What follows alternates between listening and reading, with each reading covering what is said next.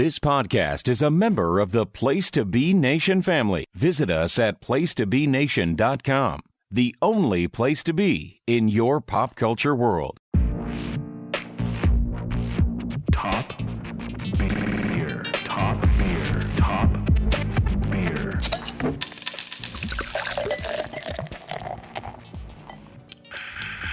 All right, welcome to another episode of Top Beer. My name is Adrian De La Torre. With me, as always, is my co-host, Mr. Timothy Robert Buckner. Tim, how you doing today? Fantastic. Just getting back from vacation. I don't know if people noticed, but the past kind of 3 episodes were all recorded in pretty rapid-fire succession. So finally back. I wasn't on vacation for 3 weeks, but with the way this show works, you gotta we have to record like that if I'm even going to be gone just for a week. Yeah, you were gone and I was gone the week before. We actually got to hang out together, which we can get into a little bit later on if you'd like. But really quick, how was your vacation, by the way? I know you went to Northern California, right? Yeah, it was rainy, but it was nice. Spent some time with Celia, friend of the show. Celia Bloom from Talking Sheet fame. Also hung out with Hugh from the same podcast. And Michael De La Torre, a good friend of ours who was a former guest on our old podcast. Also a friend and a friend of the show. How is Mike D? He's doing good. He's working as kind of a bar brewery manager. He was originally supposed to be a brew apprentice, but he's getting into that beer lifestyle at a fantastic little brewery called Woods in Oakland, in downtown Oakland area. Wow. Had a lot of great beers from his work and had some good beers all around in the Bay. He is living the life that we wish we could be living if it only paid as good as what we're making now, right? Exactly. That's awesome, though. What was I going to say? Oh, yeah, Celia, she hasn't been on our Get to Know Lucha Undead episodes. We should have her on because we had her on the first iteration of the Story Germ show that I had. I don't know that we did, but okay. No, on Story Germ we did. Remember we talked about the Network Meets Office Space story idea I had? I don't think that was Celia, but okay. That was Celia. I'm pretty sure it was Celia. I mean, I don't know what other girl you talk to and hang out with, that would have been on that show. So interesting. Okay. Well, if you say so. I like that I'm remembering stuff better than you nowadays, by the way. That's great. Yeah, that's what's happening right now. I remember that correctly. I'm not wrong in that. But anyway, let's not get off on too much of a tangent, Tim. Today we're talking about brown ales or brown style beers. And what is a brown style beer? What does that mean? Is it a beer that Donald Trump would put a wall around to keep outside of America? No. This is something different, Tim. This is something good. This is something that if Donald Trump is a beer connoisseur, I don't think he is, he would probably enjoy. Now, according to Wikipedia, it's a style of beer with a dark amber or brown color. All right, that makes sense. The term was first used by London brewers in the late 17th century to describe their products such as mild ale, though the term had a rather different meaning than it does today. 18th century brown ales were lightly hopped and brewed from 100% brown malt. Today there are brown ales made in several regions, most notably England, Belgium, and America. Beers termed brown ale include sweet, low-alcohol beers such as Mann's Original Brown Ale, medium-strength amber beers of moderate bitterness such as the Newcastle Brown Ale, which I think I've mentioned on the show as a beer that I used to enjoy a lot back in the day, and malty but hoppy beers such as the Sierra Nevada Brown Ale, which I've never had. What does a brown ale mean to you, Tim? Well, I was going to look here at the list of the, the Brewers Association 2012 Style Guide. Uh-huh. This is the accepted styles that can be considered brown ales according to the Brewers Association. So there's English style brown, so that's more of what you think of say the Samuel Smith Nut Brown. I would say is probably the number one for something like that. It's got that biscuity old world malts. You know what I'm talking about. Yeah. There's brown porters. They're medium dark brown, so they're the kind of lighter bodied porters. Let's see what they have here. They have, their examples are all American breweries that are probably not super well known. I can't think of a brown porter off the top of my head that I know of. Newcastle. Or there's Newcastle, I guess. I don't know if Newcastle is a brown porter, but brown porter, right. Let's see. Right. There's Belgian style Flanders, so that's sometimes like a Flanders red, I think is more well known. There's a Flanders brown that's kind of a brown sour beer. They have the Lips of Faith La Folie, which is one I was actually looking for to do this show, and I couldn't find one for this week. It's a sour brown. I thought that would be interesting to have that style on for the show, but I did not. There's German style brown ale. I think a lot of times are called alt beers. Alt beers. That's the dark There's a German beers. It's interesting. It's from Germany and it's alt beer, right? So it kind of makes sense. There's some other alt thinking that come from Germany that is being embraced a little bit more frequently in America at this point. Hold on, you're telling me that there's some alt thinking brown coming from the country of Germany? Well, I've never heard that before. Yes. And then the third, that's a bad joke. I apologize. The final style that they could accept as a brown ale is American style browns, which are it says deep copper brown in color. So I mean, when I think of brown beers, it goes all over the place. Again, as I said, Moose Drool is kind of seen as the or maybe one that people have heard of that's a brown ale. Pretty ubiquitous at this point. So I mean, the brown ale style goes all over the place, but for the most part, what you think of is kind of headier or heftier, a little bit more to it, a little bit more flavor profile. Definitely not light. Something that you're going to eat with like red meats and more umami flavored stuff along those lines. Yeah, it's a very broad umbrella of a beer style. As we mentioned before on the show, it's like you have stouts and you have porters, but there's all different kinds of stouts and porters. You know what I mean? And I don't know what it is, but it almost seems like this is one of those styles of beer that allows for different kinds of, like, you're not going to see a vanilla IPA, but you're going to see like a vanilla something porter. You know what I'm saying? Right. So I don't know why IPAs or more hop forward beers wouldn't lend themselves to those type of, flavor profiles or whatever. But, with brown, with stouts, with porters, I mean, you have more wiggle room, I guess you could say. And yeah, I used to drink, if you remember, Tim, I used to drink a lot of the Newcastle brown ales back in the day, and I actually really enjoyed that beer. I haven't had it in forever, but I'm hoping to discover something new and something delicious with this style of beer, as I was hoping with stouts and porters, which I did, especially with stouts, I believe. And yeah, so do you want to get into it? Are you ready, or what? Yeah, let's get into it. I'm down. Cool. So my first beer. And this is a brewery we've had on the show before, Tommyknocker Brewing Company, based out of beautiful somewhere in Colorado. This is their Maple Nut Brown, a flavorful brown ale brewed with a touch of pure maple syrup, Tim. How does that sound? Ooh. 4.5% alcohol on this bad boy, ale brewed with pure maple syrup. Let's see what it says on the label here. Tommyknocker slipped into the mining camps of Idaho Springs in the 1800s with the discovery of gold in our mountains and streams. These mischievous elves, though hardly ever seen, were often heard singing and working. They guided many fortunate miners from harm's way and to the gold they sought. Tommyknocker Brewery and Pub, Idaho Springs, Colorado. There you go. All right, so that's enough of that. Let's open her up and give her a whirl. What do you think? Let's do it. I like their little logo. He's like a miner dude. He's got like a big scraggly beard, kind of like you, Tim. He kind of looks like you.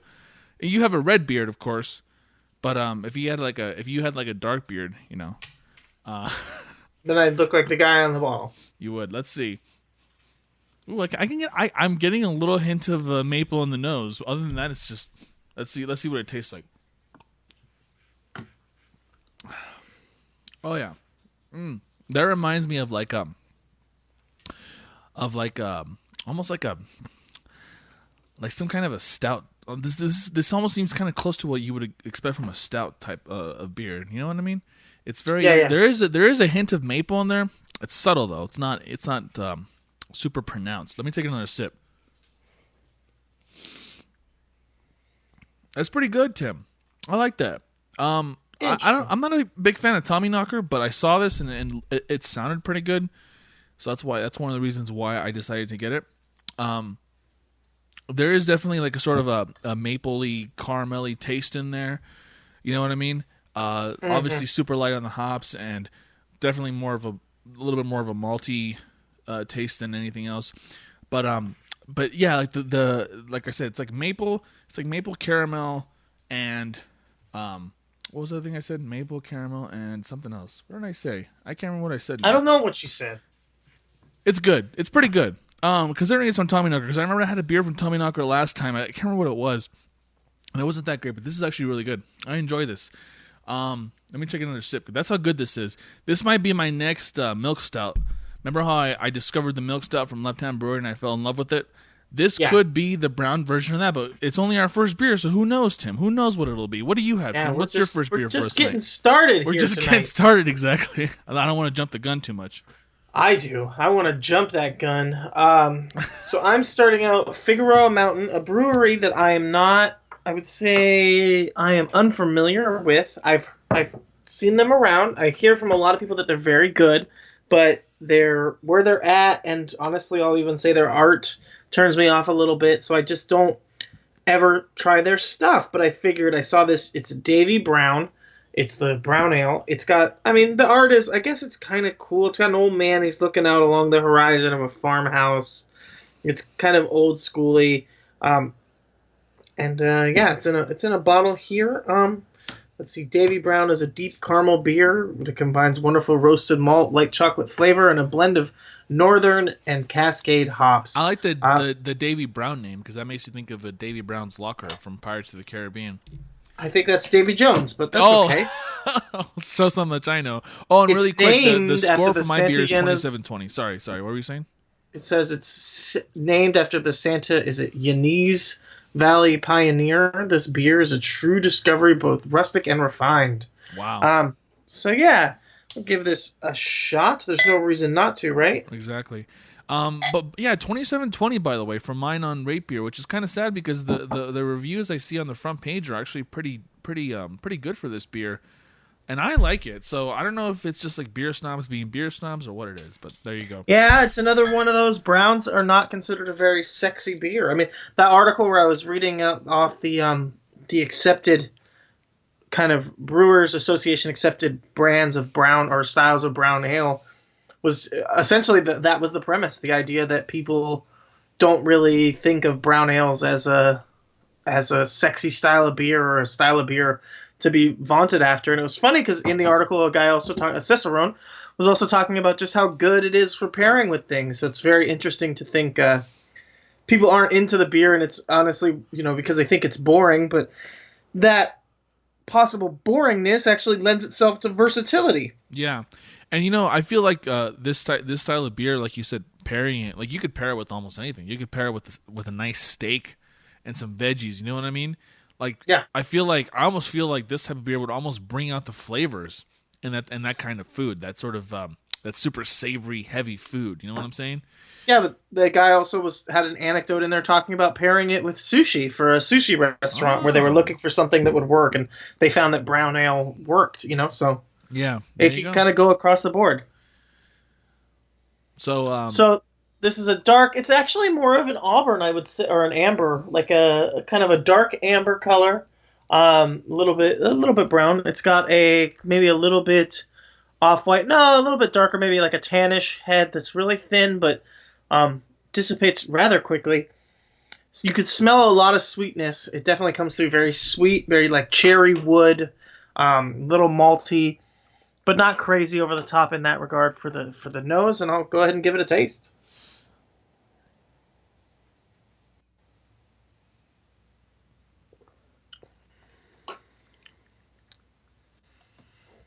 Definitely nice kind of tannin mouthfeel, not overbearing though. It's definitely kind of gives you a full mouth for a second that subsides rather quickly. It's a little punchy. It's definitely got a little bitterness from the roasty and probably from the hops as well. The hops are honestly they don't come through. They come through with just a little bit more kind of maybe in the roasting kind of bittery side, and not necessarily don't really get any floral citrus or anything like that out of the hops, which is interesting because Cascade is an aromatic hop usually, but you don't really get any of that here. Little roasty, little sweet, but not crazy. I'm not super excited for this beer, honestly. It's not terrible, but I could definitely see drinking it. I'm gonna give it another sip. Yeah, this style of beer, I feel like isn't gonna If you're a hoppy lover type of person like I am, you're not gonna want to drink brown style beers if that's what you're into, because this is gonna be more of that roasty, toasty type of taste. Yeah, it's definitely. I could see curling up in the fire, next to the fire with something like this. It's a good cold camping weather beer, right? Yes, definitely good for camping. Or you especially being in California, going to the beach and starting a bonfire. You know what I mean? Yes, especially right now. It's kind of extra cold right now. It had warmed up a couple weeks back, and now it's actually getting back to being pretty cold here in LA. And it's a good beer also because this is a beer that I don't necessarily think temperature-wise, really a temperature fluctuation doesn't affect the taste of the beer too much. So you can serve it a little bit warmer. So yeah, you're right. Taking it out camping, maybe you don't have a refrigerator. It's cold outside. The beer's just about the same temperature as the weather. It goes down fine. Again, it's not... I'm not going to see this on the menu at a fancy bar and want to drink them, but I can definitely see roasting up or toasting up next to the fire and drinking one of these. Yeah. It almost sounds like the kind of beer, like I've said before on this show, like almost like it could be a daily drinker. You know what I mean? Yeah, for sure. Something especially that you come home to, Tim. Not the sexy side piece, but like the loyal beer waiting for you in the fridge every night when you get home from a long day at work. That's it. And at 6% alcohol, it's not going to get you wrecked, but you're also not going to be drinking them all night and not getting any kind of buzz. And exactly. It's got IBU of 40, International Bitterness Unit of 40. I could actually see it a little bit higher because of that really spiky, roasty bitterness that I noticed. And the rating here, the overall rating of 84, the style rating of 93. That's pretty good. That feels maybe slightly high, but it feels pretty good, like pretty right on there. Yeah. All right, Tim. Well, anything else you want to say about that beer? The only other thing is I was going to say, speaking of that, I was going to go ahead and just maybe put it out there that I did start an official Untapped for myself and for the podcast over at Lucha Undead. So I'm going to go ahead and rate all the beers that we drink on the show so you can go check back. You can find them online through my account. It's Untapped at Lucha Undead. Maybe I'll make a bit.ly, a tiny URL to get right to it. And have that linked on the Twitter. And if you want to check out the beers, see what I actually rate them on Untapped. If I had to give them my own score, you can check it out there. I like that idea. It's almost like when you're listening to music on Spotify and you see what your friends are listening to, you see what your friends are drinking. You know, exactly. It's not as on demand. You can't just push a button and then bam, a bottle of beer appears in front of you, which would be nice. Maybe someday in the future that'll happen, but not right now. So definitely check that out. And all right, Tim. Well, I think we'll toss to our first ad break, and when we come back, we'll try our second beer. What do you think? That sounds fantastic. Promotional consideration paid for by the following. Voice of Ring of Honor's Kevin Kelly here. I just want to make sure you're all subscribed to all of our great feeds here at Place to Be Nation. Now, it's really easy to do. Just head to iTunes or your preferred podcatcher app today and search for and subscribe to the Place to Be Nation wrestling feed, Place to Be Nation pop feed, Pro Wrestling Only feed, and of course, the Kevin Kelly Show feed, which includes the full archives of my podcast. Subscribe, listen, and then rate us and leave feedback today. And of course, as always, enjoy all the great action of Ring of Honor Wrestling and everything presented to you on PlaceToBeNation.com. Okay, we're back. Tim, I'm really excited. Today. I have a feeling that this episode is going to be a lot better than our last Top Beer episode that we did, which was the Mexican-style beers. And because that episode, let's be honest, it was a bit of a disappointment for both of us. You did have the Beerito, though. The Beerito from Oscar Blues, which, by the way, I was at a winter beer festival in Boulder, Colorado this weekend. And I saw the Beerito. I saw it there at the Oscar Blues booth. I didn't try it because I wanted to try their Old Chub, which I did, and it was good, by the way. It was actually pretty good. It's not something that I would drink regularly, but it was pretty tasty. And the first brewery that we tried some beers from was from the Avery Brewing Company. Now, Avery has been on this show I don't know how many times now. You know, at this point. At this point, they should be paying us to be on the show. And I saw this beer today, Tim, and I'm really excited about this beer. I mean, that's why I'm also excited about this episode, which I know is going to be better than the Mexican beer episode. Because in front of me, Tim, I have, from Avery Brewing Company, Ellie's Brown Ale. right? Ellie's Brown Ale, brewed and bottled by Avery Brewing Company in Boulder, Colorado, named after our beloved chocolate lab, which, by the way, there's a chocolate lab on the label, the profile of a chocolate lab. This beautiful, deep, russet brew is dominated by a chocolate and brown sugar maltiness with hints of vanilla and nuts, producing a very smooth and balanced, quaffable brown ale. Brewed with brewed with Rocky Mountain water, malted barley, hops, and yeast. I've never had Rocky Mountain oysters, but someday. 5.5% ABV on this bad boy, and I'm gonna just open it up. I'm not gonna keep describing it. I want to just get right into it, shall we? Wait, Adrian, stop. What's that? My second beer is Avery's Ellie's Brown Ale. We did it. We're back on the same page. That's we've done this at least 3 or 4 times now, I think, right? Yeah. So I'm gonna pour mine out. You can go ahead and taste yours. I will. I'm gonna pour some out for the Gipper. Mine, it's similar actually to the last one in color. It's ambery red or ambery brown.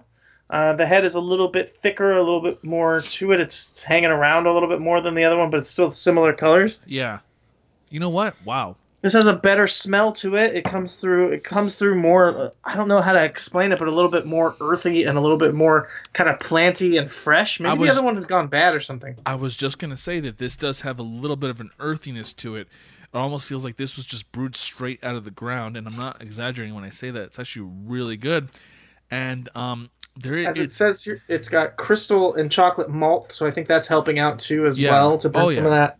Oh yeah, this the chocolate roastiness is definitely it's definitely there. It's not like super strong, but I can definitely taste it. I think it's less pronounced in this though than it was in the Tommyknocker, which is fine. It doesn't have to be super in your face about it. No, why does it need to be? Why does it need to be, right? It's like when I had I think we've talked about on this show the Death by Coconut beer by Oscar Blues, and how it has the perfect balance of a coconut flavor in the beer. It's not super pronounced, and that's what I'm kind of tasting this beer right now, and it's actually really good, Tim. Really good. What do you think so far? I'm gonna taste it right now. Actually, I was being an idiot and not drinking yet. I was too busy listening to you. And since we both have the same beer, I'll do the honors. This has an 84 over 94 on ratebeer.com.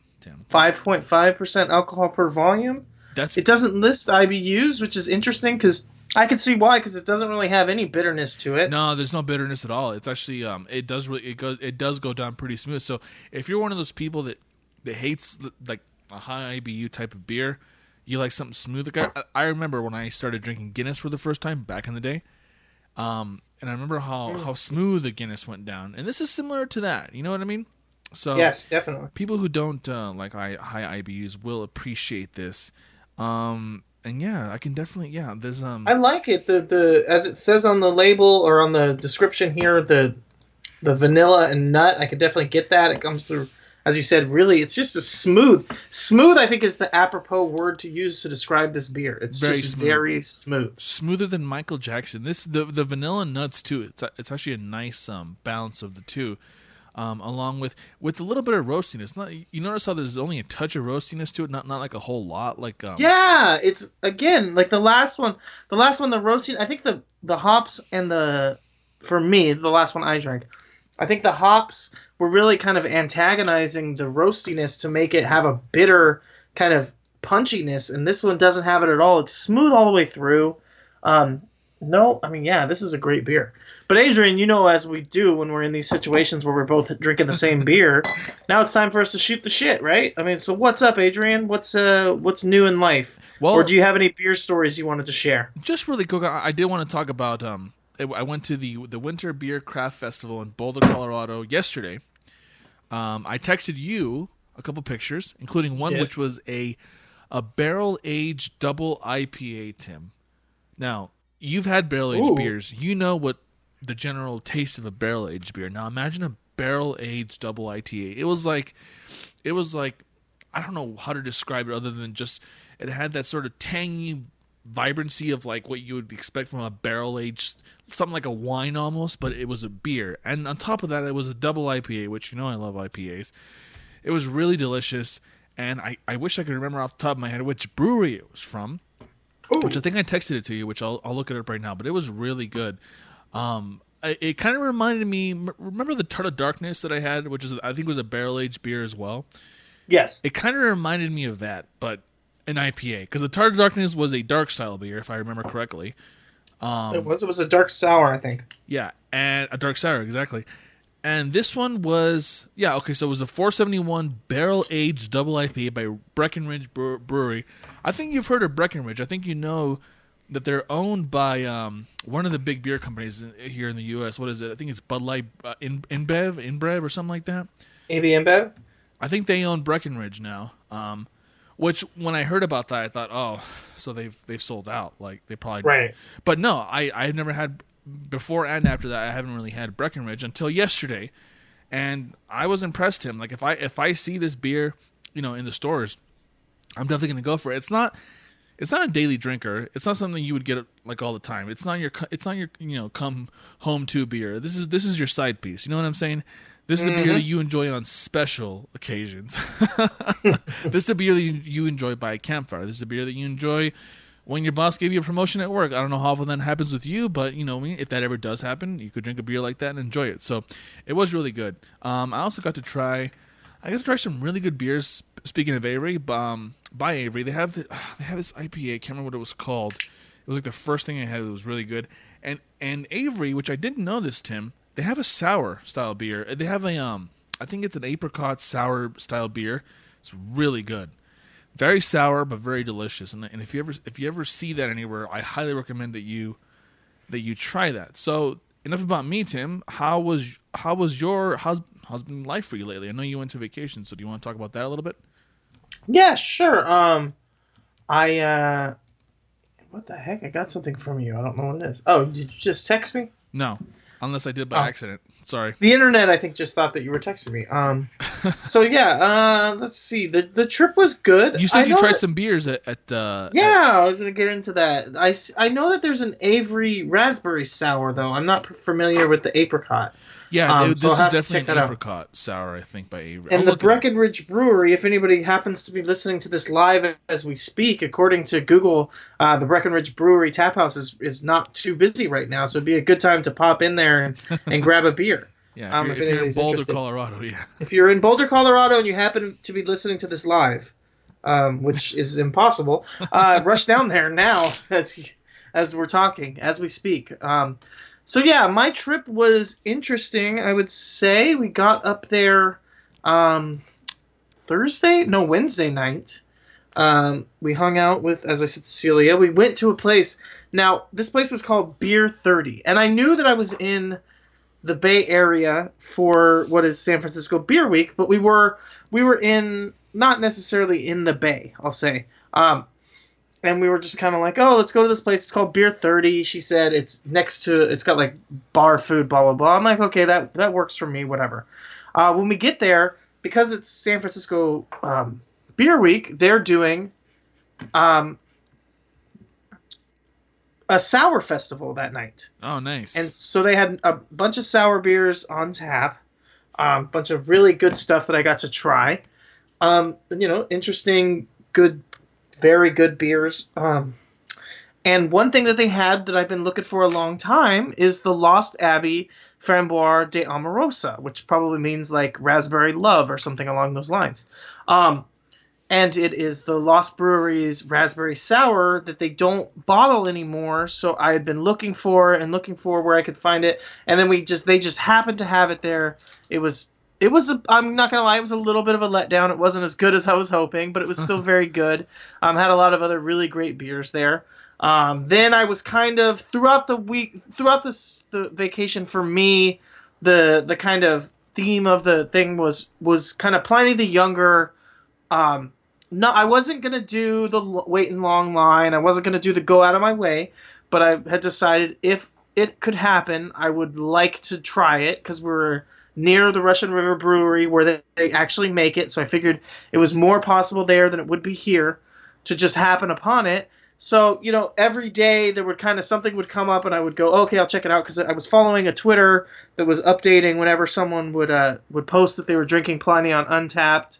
I was checking out the Untappd. I was looking for different events where they're drinking Pliny. And one day I went to a place called the Smoke Eater, and I was like, okay, this is going to be good. I'll check it out. They're supposed to be having a Pliny event. The event started at 11.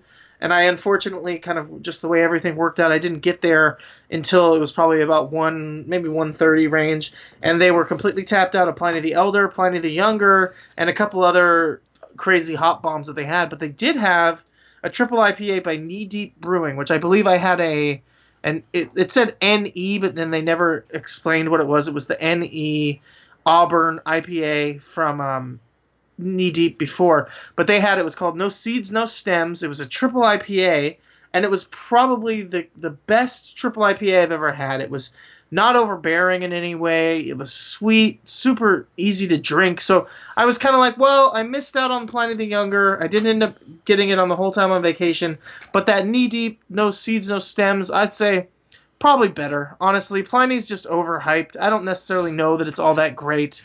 I'll still attempt to try it here because there's an event coming up next weekend that I might be able to get to on Saturday morning where I can try it out. But realistically, I'm not concerned. I think I'm into the Knee Deep. Their triple IPA was fantastic. Me and you had triple IPAs from El Segundo that are really good. So There's no point in chasing white whales, guys. That's kind of the moral of the story. It's funny you say that, though, Tim, because to me, I don't know about you, but to me, the white whale beer that I want to drink again is the Asahi. Are you there?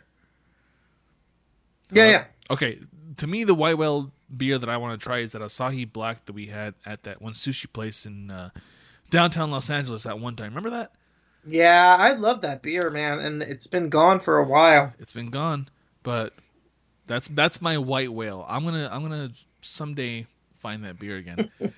So it sounds like you had a lot of fun. Then I think people listening, we've both been to Beer Fest pretty recently, and we do this for you guys, the listeners. We're out there doing our research to bring you guys a good beers that you should try. That we try first, obviously. So there you go. I think that's pretty responsible of us as beer journalists.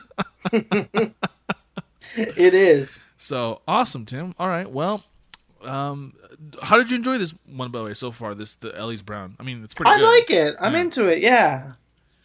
Yeah, I feel like Avery and Oscar Blues are breweries that make beers that you can just drink on such regular basis. Do you know what I mean?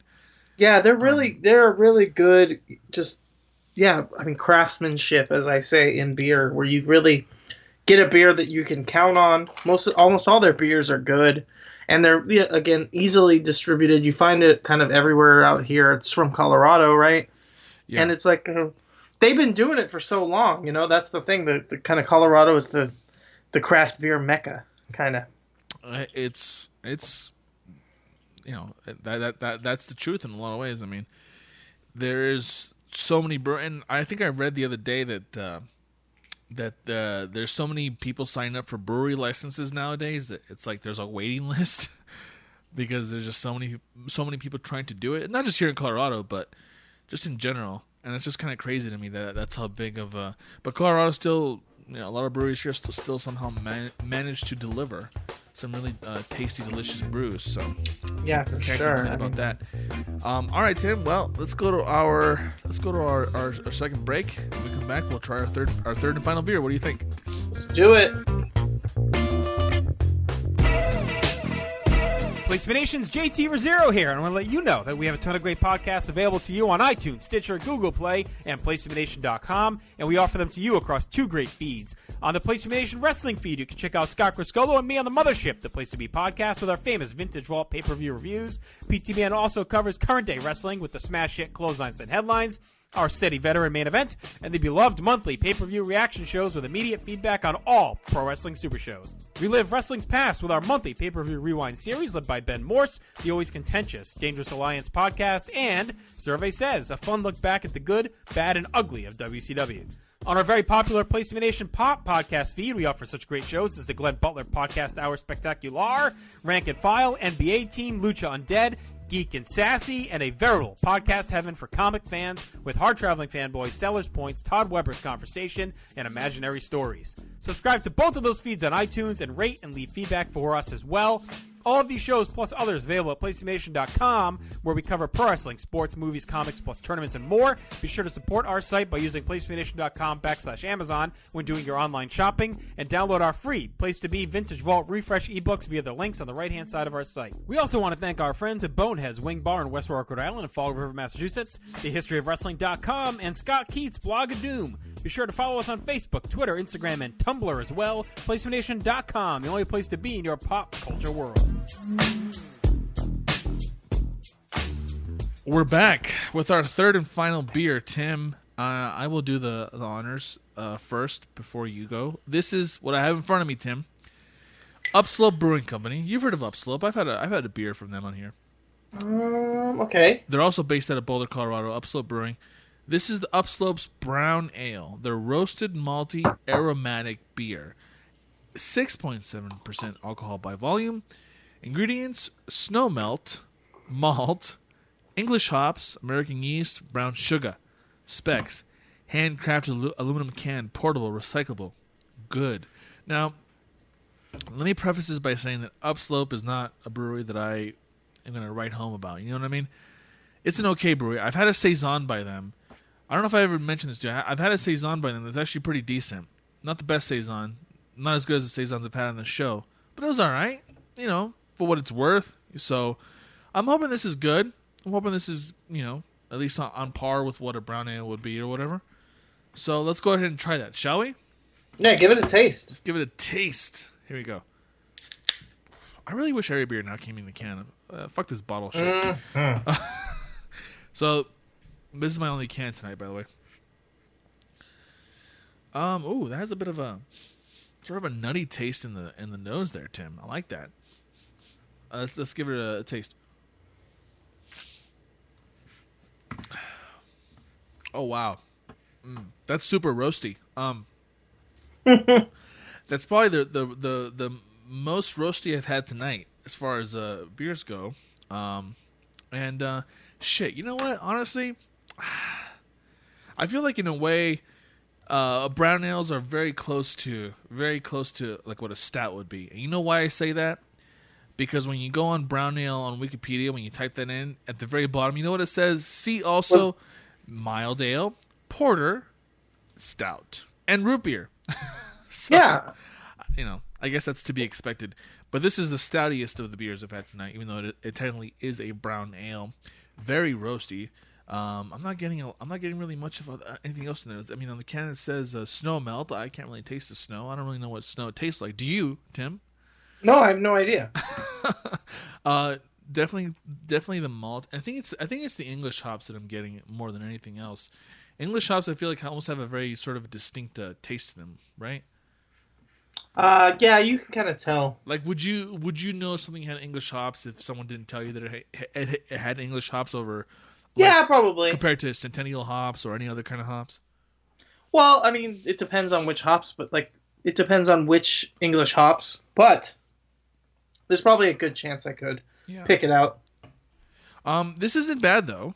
I hope people don't misinterpret what I'm saying here. This is actually a pretty good beer. It's not as a brown style as I thought it would be. Like I said, it honestly tastes more like a stout, but it is a brown ale, so I guess that's probably what would explain it. On Rate Beer, this has 92 over 98, Tim. So I guess this is more true to what a brown style beer would be compared to what else I've had tonight, at least according to the internet. And this is the commercial description for it, which I always like to read. The British introduced the brown ale way back in the 17th century. It was a light brown and sweet and brewed exclusively with brown malt. Brewer Chad Piper decided that this was a good foundation, but as Americans do, the style needed to be Americanized. It needed to be roasted and malty, which it definitely is, and it needed to be a little bit more bitter than the style that was English second cousin to the mild ale. So Mild ale. That's the second time I've seen mild ale tonight. I don't know if I've ever seen a can or a bottle that said mild ale on it. Have you, Tim? Like, do you know what like a mild ale would be? Like, is that like even an actual label, or is it just like, I mean, what is that? I don't know. I mean, I'm not familiar with hearing people say that very often. Right. Especially with everything being so push it forward. Style of beer originated in Britain in the 17th century or early. Predominantly malty palate. Modern mild ales are mainly dark colored. Low ABV of 3 to 3.5, although they are lighter hued. Examples of a stronger, it reached 6. So I guess it's. Oh, you know what? I've had a mild ale from McLeod. Sorry. They have one of their beers is a mild ale. It can be golden or it can be brown. I prefer the brown because at least then it usually has a little bit more flavor. But it's really a light beer. It's, I guess, probably the original light beer. Yeah, and it's funny because this one, by the way, in the back end, I'm getting a lot of a sort of a coffee flavor. That sort of roasty coffee taste that you get when you drink coffee. I didn't get that with the other 2 beers I've had tonight. So I think this really is more true to form as far as a brown style beers go, Tim. So not bad. Oh, no. You know what? I also went to, it was East. Oh, God. I'm trying to remember the name of the place. They weren't terrible, but it was a decent little brewery that was just opening up. And they were also a cast beer place. And it was called like East Valley, East something, but it was up in I can't even remember, but it was up in the Bay Area when I was just going to lunch one day while Alicia was taking a nap, and they had mild ales as well, and they were explaining that it wasn't as mild as I guess you might think based on the name, but that was a golden one, and it was more like an ESB, like a extra special bitters kind of mild ale, and it said that too. It said extra special bitters aren't necessarily extra bitter; they're just like a different kind of bitter. So, yeah, it's definitely a British style. It's not something you're going to see too commonly in America. Yeah, and I think it's predominantly a cast or a real ale, as they call them, style where it's. The carbonation comes from the brewing process. There's no added carbonation. They're stored in essentially a growler at room temperature, and they're hand pumped at the tap. Gotcha. I have to admit, by the way, whenever I go to any kind of brewery or bar or pub or whatever, when I see the brown, beer on their menu, I always avoid that. And tonight, I'm glad that I got to try these because now maybe I won't avoid these type of beers anymore. You know what I'm saying? Yeah, no, I totally know what you're saying. So I guess I'll go for mine. And as you were talking there about stouts and all that, as we were saying earlier, or when I was reading the definition of brown ales according to the Brewer Association, brown porters are technically considered a brown ale or a brown style. So what I have here is the Mammoth Brewing Double Nut Brown, and it's a porter. Oh, nice. Yeah, so I saved it for last because it's technically a brown style, even though it is a porter. It's from Mammoth Lake, California, obviously Mammoth Brewing. It is, I mean, it's lighter in color and in kind of thickness as the last 2 beers that I drank, so it's kind of funny. It's considered a porter. It doesn't look like a porter really at all. If you saw this, you would think it's just another brown ale. Yeah. It's really opaque. I mean, you can see right through it, so it's not even super dark at all. The head is a lot more effervescent, a lot thicker, similar color, brownish color. A lot more coffee roast. A lot more coffee roast kind of coming through in the nose. It says it's coffee, dark chocolate. It's amped up version of their traditional brown porter. The dark ale combines mild bittersweet with a finish of roasty dryness. It's brewed with roasted brown and dark Munich malts. So mix of different Munich malts, coffee, chocolate. It's good stuff. I'll check it out, see what I think. I'll give it a nice little sip here. There you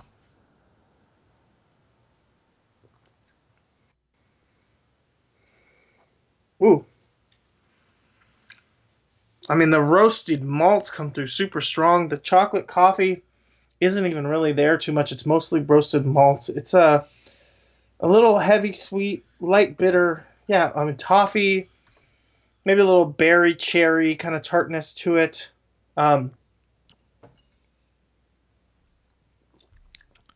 little spicy, but I mean, yeah, it's not thick, not overcarbonated. Is it dry on the back end? Because I feel like the last beer I had, the one by Avery, which you had as well, was a little dry on the back end. How's this one on like, how does it finish? The roastiness really comes throughout the finish. So I guess you could say crisp and dry. Definitely no sweetness on the back end.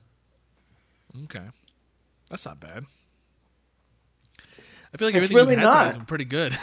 Yeah, this is a I would say a very crushable brown ale, as I like to say. I was talking to our friend of the show, Michael, as we were talking about the kind of petite sour gozes and different styles. Which, because he's working in a brewery, he said, what is it, goze, or what, however you're supposed to say it. Goza. Goza. He was saying goza, and I was saying I refuse to say it that way, because it's an American word. Damn it. Goza might be a German word, but goes is an American word. Make Goza great again. Yes. And I was just saying how I love referring to, a nice subtle, maybe a goes or a Berliner Weiss, calling it a really crushable beer. And I would say this is a definite crushable porter, especially. 5.5% alcohol, no IBUs on this either. Overall rating 85, style 83. Not necessarily knocking it out of the park, but also not a terrible beer. Above average, I think is safe to say. No, I would say. That's not bad. All right. Well, that sounds pretty good to me. I feel like so far everything we've had tonight has been pretty decent. But what will our top beers be, Tim? I mean, what will it possibly be? Right? I mean, we have to wait and find out what our top beer will be in the next segment after we go to this commercial break. What do you think? I am still formulating. I honestly cannot decide, but I'm excited to come back from break and share it with our friends on the podcast. We'll give you some time to think about that. All right. Yeah. We'll be right back. The PWO PTBN feed has changed its name. Now it will be known simply as Pro Wrestling Only, so it should be easier to find and indeed to say. All of your favourite shows are still here, including Where the Big Boys Play, Letters from Kayfabe, Titans of Wrestling, Tag Teams Back Again, This Week in Wrestling, and many, many more, including our full archives of tremendous content. So make sure you subscribe to the Pro Wrestling Only feed today. Okay, we're back now, Tim. Before we get into what our top beer is going to be, I want to go ahead and talk about this news article I found. This is from mensjournal.com, so you know it's legit. mensjournal.com. Uinta Brewing announces beer brewed to support our national parks. Now, I don't know if you know this, Tim. Uinta is based out of Utah. They make some good beers. We've both had beers from them on this show. And Utah is home to a lot of national parks. Well, at least several national parks. So I'll get into it. Uinta Brewing announced this week that they will be releasing new golden ale dedicated to the national park system in the U.S. The Salt Lake City-based brewery, which identifies itself as a brand powered by adventure, plans to release several iterations of the golden ale, each containing packaging honoring one of the nation's national parks. Though Uinta is calling to launch its golden ale rotating park series, the rotation is really in the label design rather than the recipe of the brew. For each golden ale release, of which there are currently 8 planned, the beer itself will remain the same, while the can promotes a different national park with an original illustration. The Parks series will launch the golden ale can depicting the Yosemite National Park, the Yosemite, Yellowstone, Arches, Great Smoky Mountains, Acadia, Grand Canyon, Rocky Mountains, and Everglades so far, are created in partnership with the Anderson Design Group of Nashville, Tennessee. Now, what do you think about that? What do you think about that premise so far? I mean, I like it. There's been some talk of, like, what was it? I think this current administration wanted to cut some budgets for the national parks or whatever, and they sort of retaliated by, like, on Twitter. I think they took to Twitter, the National Park Service, against President Donald Trump. But Uinta's kind of fighting back in their own way, and I think that's pretty cool. I mean, I think it's nice to see their golden ale. They have the arches, like it said. They have the arches, the half dome. They have the Yosemite National Park. I mean, it's a political message, but they're doing it in a sort of a creative way, which I can appreciate, Tim. I don't know about you, but I can appreciate that a lot. Most certainly can agree with you. Inspired by and intended to be drinkable during adventures in the great outdoors, Uinta's Golden Ale, low in alcohol, 5.3%, contains a simple malt bill of carapils and crystal malt varieties and is moderately hopped with Willamette and Sterling hops. Uinta said the brewery's proximity to several national parks has inspired the Golden Ale rotating series, which has been a goal of the breweries for several years. According to Uinta CEO Steve Mills, many of the explorations that have inspired our beers have happened in and around national parks. We're fortunate to have 5 national parks within 5 hours of the brewery and hope that our Golden Ale encourages consumers to get out and explore those that surround them. Uinta has also released a short video shot in Arches National Park featuring Isaac Winter, head brewer and head of research and development at Uinta. In the video, Winter echoes that much of the brewery's inspiration has come from the accessibility to the parks and nature. The Golden Ale Park Series launched in February of this year and will be available in 6-packs of 12-ounce cans in 37 states. There are currently 58 national parks in the U.S., totaling more than 84 million acres. Uinta said, "To find a national park near you, visit the National Park Service." And I think that's really awesome. I mean, I don't know about you. I think that's great. 84 million acres of national parks. That's kind of insane to think about, isn't it? 84 million acres? I mean, how much is that? It is. That's like... I mean, I don't know. That's a lot. It sounds like a lot. Yeah, but we got a lot of land here in America. We do. We really do. People don't think about it. And we should try to save as much of it as we can, honestly. And if buying one of these beers by Uinta supports the cause, I mean, why not, right? I mean, yeah, buy it in a 6-pack, too. Why not? I could see myself drinking either of these beers, definitely the Golden Arches. I think that's the coolest one, and it's home to Utah as well, the Golden Arches National Park. So yeah, if you see those in your local store, don't be hesitant to pick one up, right, Tim? I know I've seen them. I've seen them in my store or my local store. I saw the pack. I should have grabbed it. You're right. I haven't gotten a chance to try it yet. But you know what's funny is I almost talked about this article on the Brews in the News episode we did a couple weeks back. I was looking at it. So I'm happy that you kind of brought it up because I didn't. I'd be very interested to see what it's like because, I mean, it's all I ever see the beer described as Golden Ale, which for me, whenever I think of Golden Ales, a lot of times I think of Belgian Goldens, Belgian Quads, Triples, stuff like that. But I wonder what kind of beer it really is. But the can art is super cool, and supporting national parks is even cooler. Yeah. And like I said, not to get too political, but in this sort of climate we're in, you kind of have to support stuff like that. You know what I mean? Especially when someone threatens to, I don't know, cut the budget or whatever for that. I mean, it's the great outdoors. I feel like the great outdoors is what made America. Lewis and Clark didn't cross and go through all these thousands of miles to get to the West Coast for nothing, right? Sacagawea didn't hang out with them and help them out and shit for nothing. And actually be the one who did everything? What's that? Sacagawea. Oh, that's yeah. They would have died without her. Exactly. You know, this is like over 100 years in the making, if you ask me. It's part of American history. It's part of a big institution, which is our national parks. I think we have some of the best national parks in the country. I haven't visited all of them, but the ones I have visited are fantastic. They're huge, Tim. They're pretty huge, if you ask me. Huge? So yeah, there you go. Sad.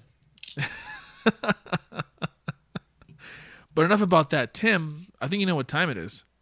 No, I don't know what time it is, and I don't think you know what time it is. Oh, but I do. I was going to steal a line as you were saying. It's important in this time to do it. I'm going to steal a line from Two Dope Boys, a podcast that I really enjoy, that there are no sidelines in our current climate. I'm sorry, but no matter who you think you are, you can't really take that, oh, I'm apolitical, because right now it's super important. You got to support the things you believe in, and you got to vocally talk about the things you believe in.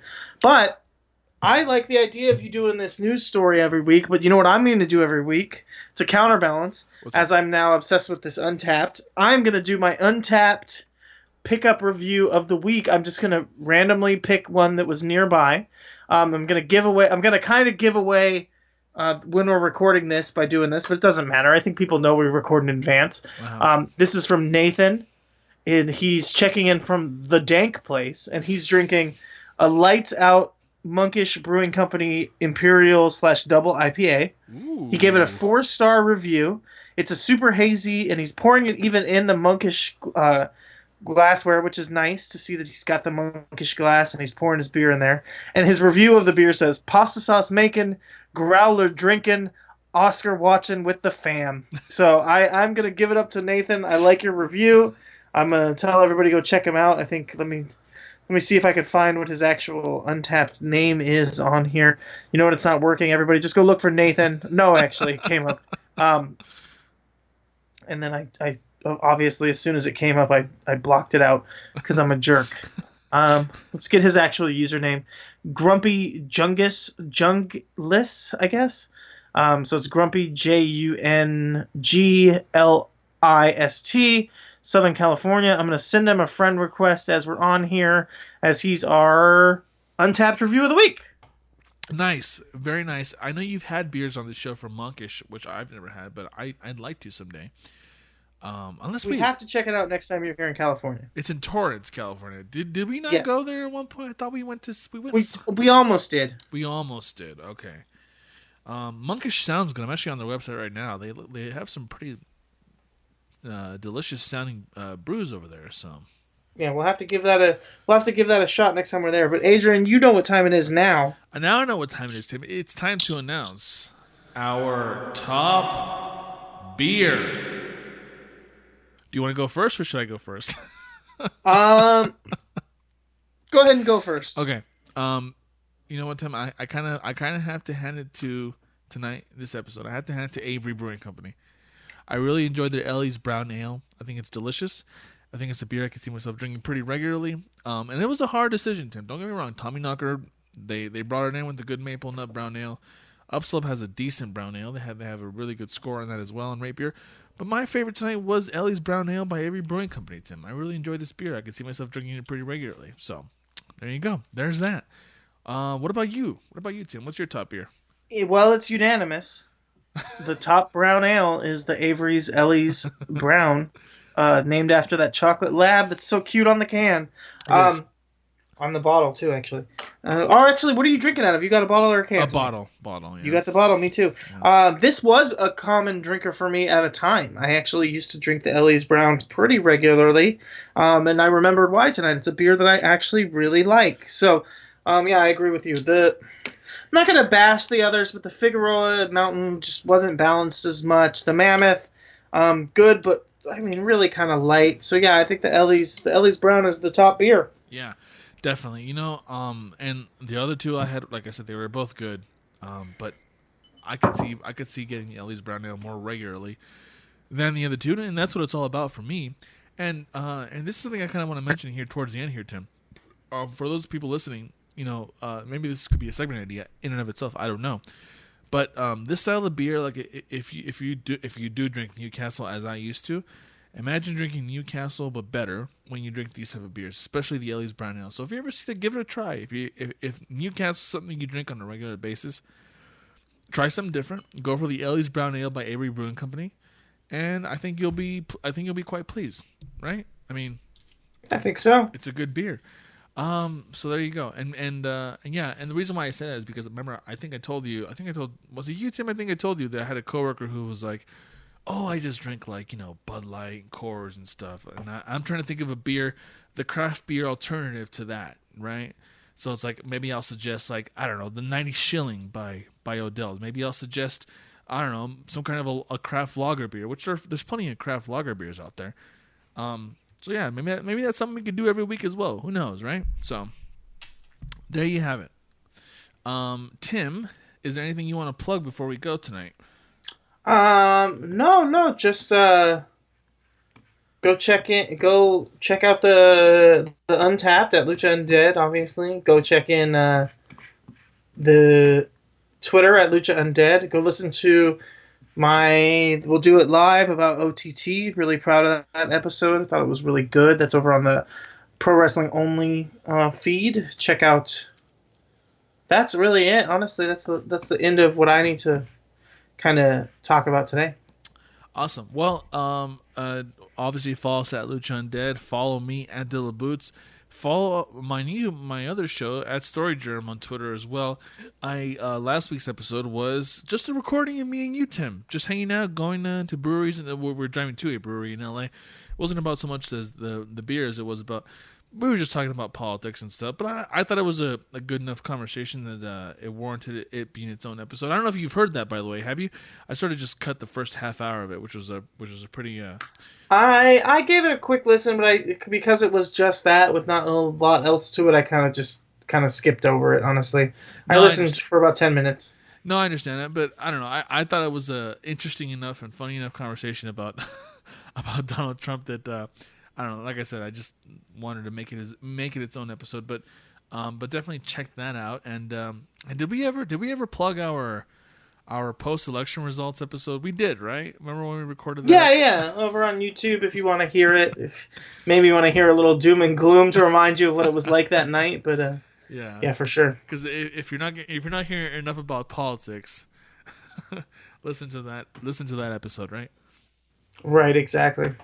All right, Tim. Well, I think this has been another successful episode of Top Beer. Tim, we always go out on a very interesting saying that you know more than I do. What is that saying, Tim? Oh, that saying is, life, even in these times, are all about the 3 Bs. Which is good beers, good buds, and good banter. Good night.